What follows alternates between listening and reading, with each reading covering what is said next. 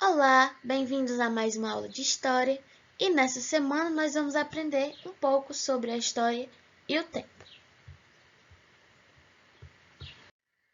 Bom, aqui nessas imagens nós podemos ver que com o passar dos anos, a forma que as coisas acontecem muda bastante.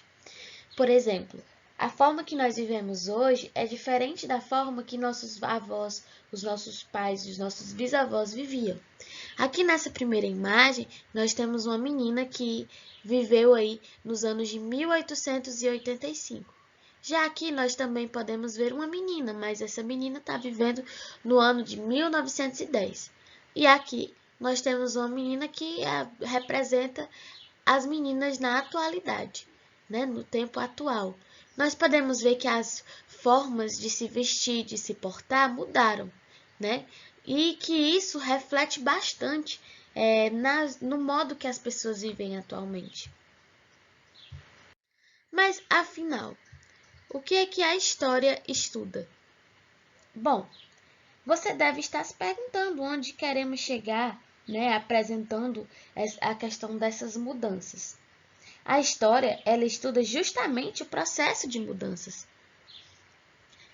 E aí as mudanças, elas podem acontecer em diversas áreas da sociedade.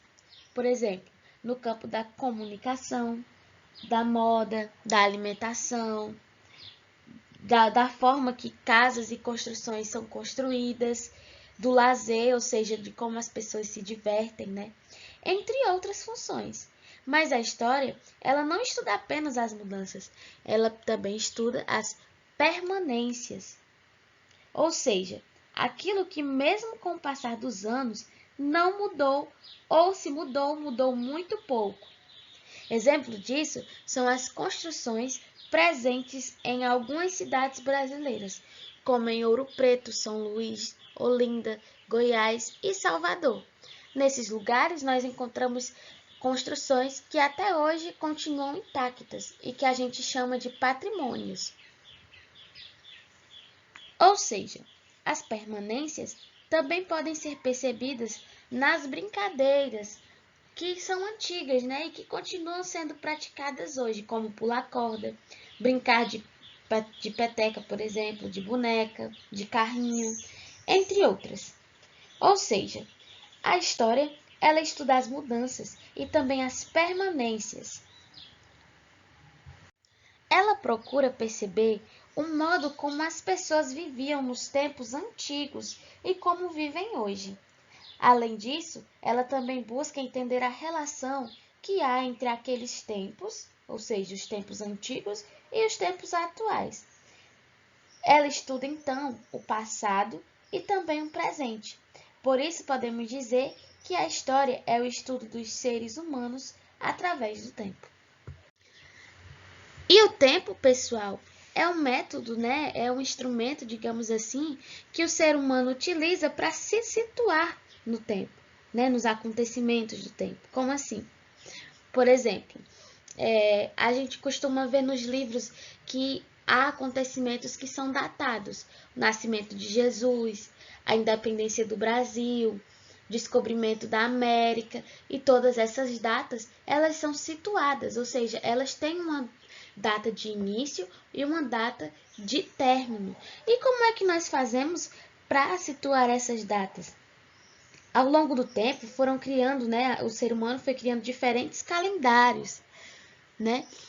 E esses calendários tratam, né, de diferentes modos de contar e dividir o tempo. Por exemplo, para dar início à contagem do tempo, cada povo escolheu uma data que é importante para ele. Os judeus, por exemplo, eles começaram a contar aí o tempo a partir da criação do mundo, que para eles se deu no ano de 3760 antes o nascimento de Cristo. Já os muçulmanos, eles contam o tempo a partir da ida do fundador da sua religião, que é Maomé, da cidade de Meca para Medina, que é a atual Arábia Saudita. E esse fato ocorreu no ano 622 depois de Cristo. Já nós cristãos, né? Ou seja, os cristãos, por sua vez, eles escolheram o nascimento de Cristo para dar início à contagem do tempo.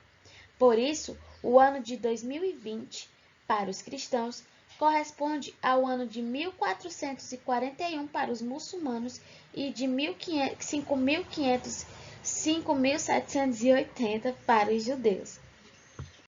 E como nós, né, em sua maioria, os cidadãos brasileiros, são cristãos, nós resolvemos falar um pouco para vocês sobre o calendário cristão. Bom, o calendário cristão, ele é o mais usado aqui no Brasil. Contamos o tempo a partir do nascimento de Jesus Cristo. Para nós, portanto, há os fatos ocorridos antes e depois de Cristo nascer, né? No caso de acontecimentos anteriores, ou seja, que vieram antes ao nascimento de Cristo, ao lado da data colocamos a abreviação A.C. Essa abreviação representa antes de Cristo. Os fatos que acontecem depois do nascimento de Cristo, nós colocamos o termo D.C. Esse D.C. representa depois de Cristo. Um exemplo. Seres humanos, eles aprenderam a produzir o fogo por volta de 10.000 antes de Cristo. Já a peniclínica, né, ou melhor, a penicilina, é um nomezinho complicado, foi descoberta em 1928. Logo, como é 1928, isso quer dizer que ele foi descoberto 1928 anos depois de Cristo. Isto quer dizer, ou seja, que quando se realizou, né, essa importante descoberta, já tinham se passado 1928 anos depois do nascimento de Cristo. E aí, ao escrever essa data, né, dos fatos ocorridos depois de Cristo, não é necessário colocar a abreviatura DC. Coloca-se apenas o ano. E aí, o nosso calendário, ele se divide em dia, mês, ano, década, ou seja, 10, 20, 30, né? Século e também milênio. Ou seja, um dia por exemplo, um mês tem 31 dias, tem 30 dias, fevereiro às vezes tem 27. E aí o ano tem quantos dias?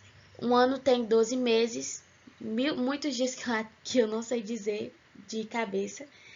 E um ano tem 12 meses, a década 10 anos e por aí por diante, né? O século a gente pode catalogar como e a gente normalmente vê nos livros que o século ele vem demarcado por, como é que eu vou dizer? Por algarismos romanos, né? Que é aquele traçozinho aqui assim, que é ou um tracinho e outro tracinho que representa 2, ou 3 tracinhos que representa 3, que corresponde ao século 3, ou o I e o V, que quer dizer 4, e por aí vai, né? E também milênio. 1000 anos quer dizer um milênio. 2000 anos, 2 milênios, e por aí vai. O que isso quer dizer, pessoal? Que, além disso, né, além dessa questão da demarcação do tempo, quando nós definimos dia, mês, ano, década e milênio, nós conseguimos também demarcar uma data para os acontecimentos que acontecem dentro desses anos. Isso nos ajuda muito a entender como funcionou a questão dos acontecimentos na nossa história. Na aula de hoje nós aprendemos sobre isso, né, sobre a questão do que a história estuda e como é que nós marcamos o tempo da nossa história. Na próxima aula nós continuaremos a abordar alguns aspectos relacionados a isso, mas por hoje é só. E eu gostaria muito de agradecer a presença de vocês até aqui e até a próxima aula.